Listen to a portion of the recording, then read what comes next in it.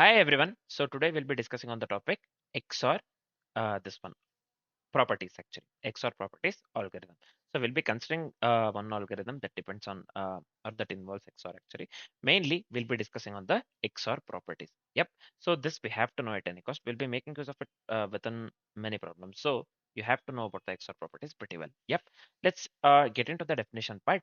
XOR is a bitwise operator that returns 1 if the bits are different. Yeah, 0 if same. We have discussed the truth table of mostly all the this thing important bitwise operators, right? So XOR we know if the two bits are different, then only we get the result 1 or true. Else we get 0 or false, right? So 0 1 1 0 leads to 1. See if the bits are same, 1 1 0 0 leads to 0 actually. Yep. So this is it about the XOR. It is widely used to find the unique elements. Yeah. So this is one of the famous applications of the XOR. It is widely used to find the unique elements, toggle bits and cancel the duplicates. Toggle bits and cancel the duplicates. Yep. So this is it for the definition part. Next, let's move on with the algorithm part.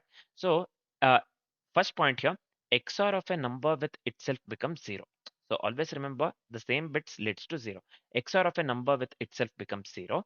XOR of a number with 0 remains unchanged. Yeah. So this one XOR of a number with itself becomes 0. This is important. XOR of a number with 0 also remains unchanged. Right. XOR is commutative. Uh, that means order doesn't matter actually. XOR is completely commutative, right? So order doesn't matter at all. And XOR is also associative, right? So grouping also doesn't matter here. Order doesn't matter. Grouping also doesn't matter when it comes to XOR, or you can just say XOR is commutative and associative, right? So repeating numbers cancel out, leaving the unique value. Yeah. So if we are repeating the same numbers, if they are if we are repeating the same numbers, they cancel out, leaving the unique value. See, XOR of a number itself with becomes 0 actually. Yep. And XOR of a number with 0 remains unchanged. Yeah. And repeating numbers cancel out, leaving the unique value.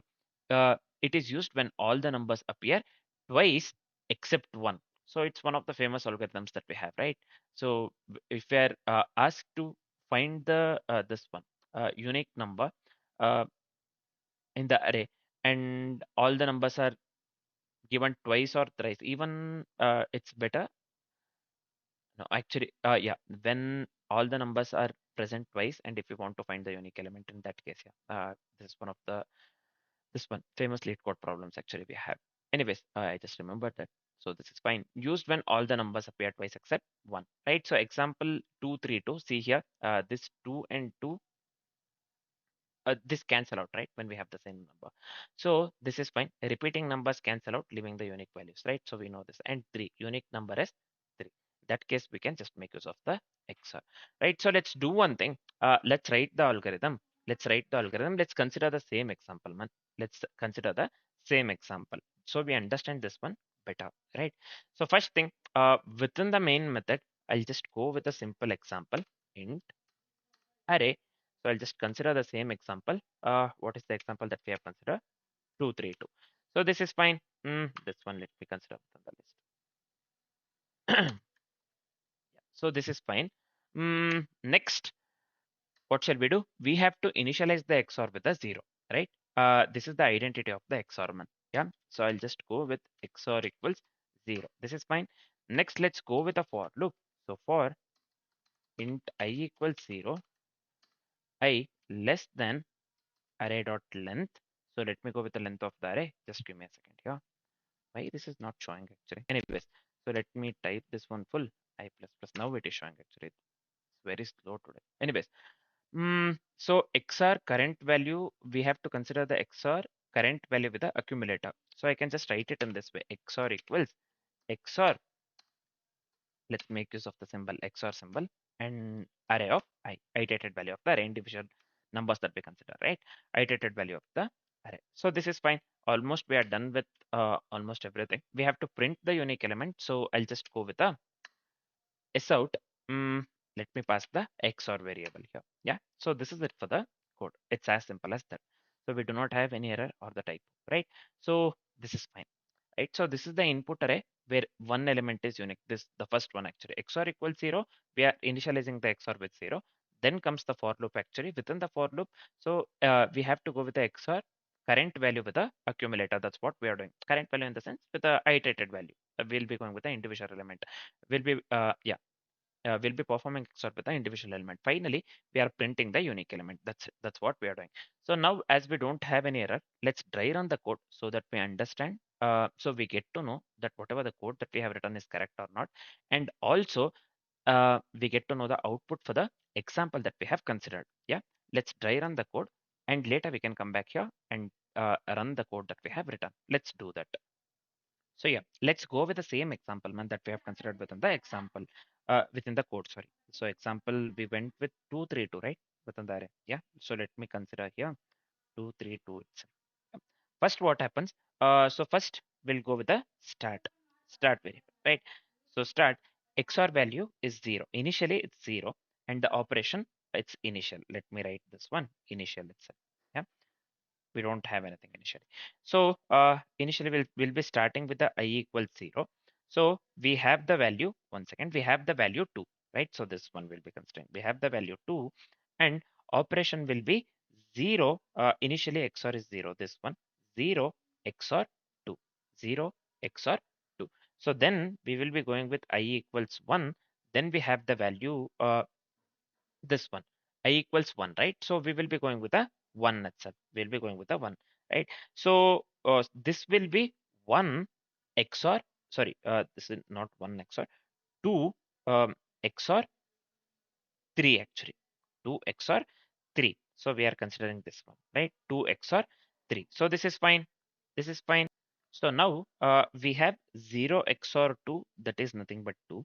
2 XOR 3, that is nothing but 1. We are going with the XOR value, right? Finally, we have to go with I equals 2. I equals to 2. So here, the XOR value, I have written the XOR value directly instead of showing the initial operation. Anyways, so this will be 1 XOR 2. So this will be 1 XOR 2, and the value will be 3. The value will be XOR value will be 3. So we will return the last one. We'll return the yeah, the number that is present at the last cell within the XOR value column. Yep. So the final answer is nothing but 3 here, right?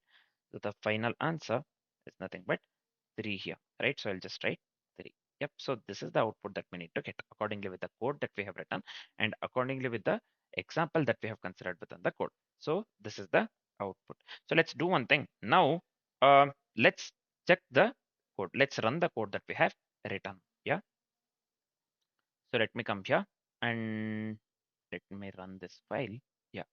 Let's wait for some time until it gets compiled. So accordingly with the code we have written and the example that we have considered, we have to get the answer 3 as we have tried on the code. If everything goes well, we have to get the output 3. Let's check. Let's wait actually for some time. It is getting compiled.